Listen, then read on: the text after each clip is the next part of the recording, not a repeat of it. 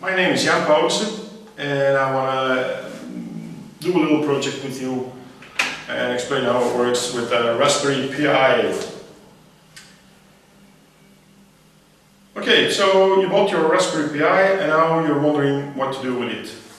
And there's two things we want to do. First of all, we want to do something useful. Raspberry is really a nice piece of equipment.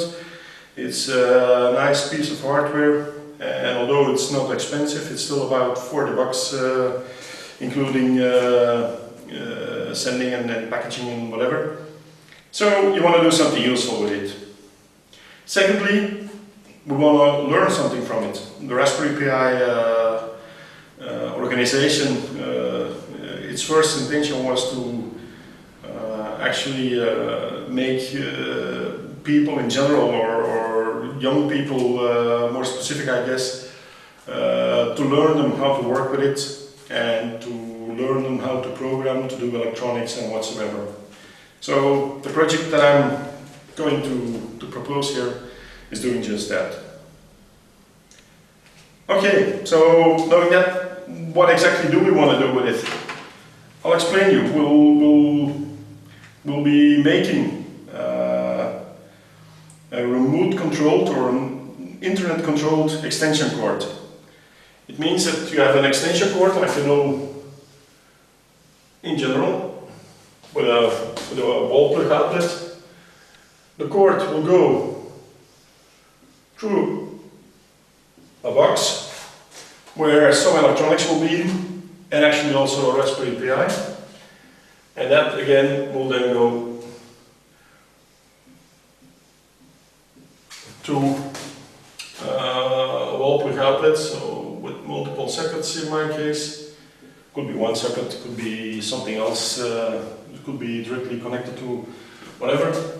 And that can be used to control, for example, a lamp. Let me draw a lamp here.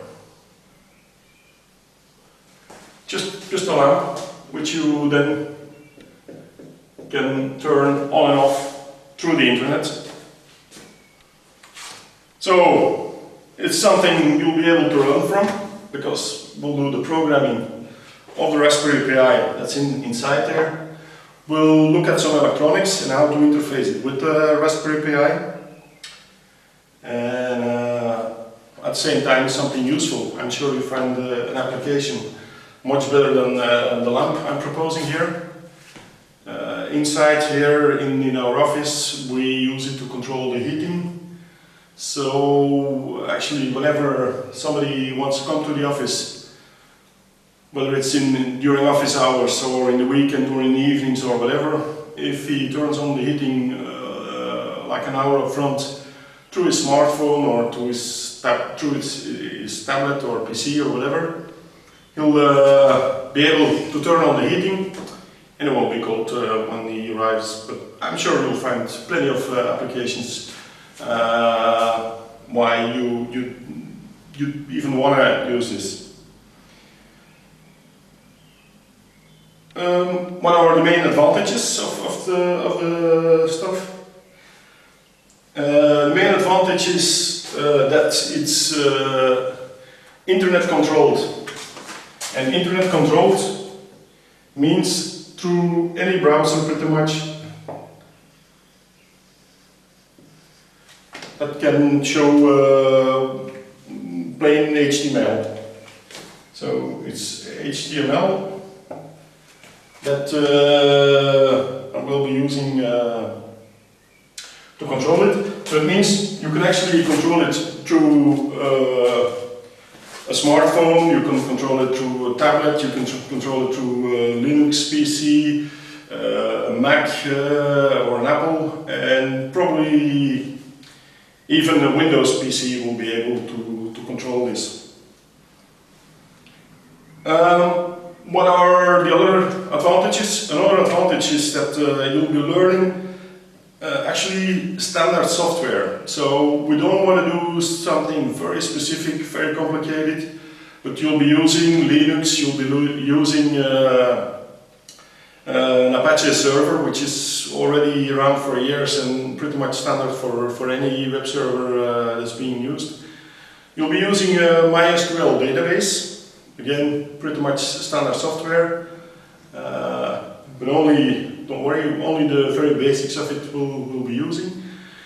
You'll be using PHP, which is again standard software used on pretty much any server globally. And you'll be using Python, which is the standard software to control a Raspberry Pi. So different languages, different configurations, all that just to control a lamp, in this case, through the internet. The advantages are also that you'll be able to save some energy, so it's good for the environment. You'll be learning how to build electronics, and here you'll be building a not too complex interface, but still some electronics do get involved. And another advantage of all the setup is that actually the Raspberry Pi remembers what the status is of the lamp or whatever you want to control by after even a power down. So because the status is stored in an SQL database, very small SQL database, it will actually remember it after a power down and a power up.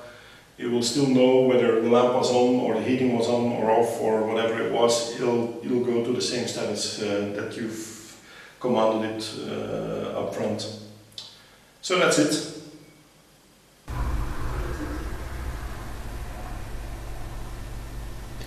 So now this is the box I'm talking about. It's actually containing the Raspberry. This is a light connected to it, and this is the light we want to control by the PC. I'm gonna walk over to the PC now. This is actually the web page that is published by the Raspberry Pi, which can make you turn on the light on or off. In this case we'll choose for the off mode. We'll click on the button to apply it, and hopefully you can see that the light went off. And the other way around is also possible. You can turn it on again, choose the on mode, click on the button below, and some time later it will go on. And that's something you can do with your smartphone as well.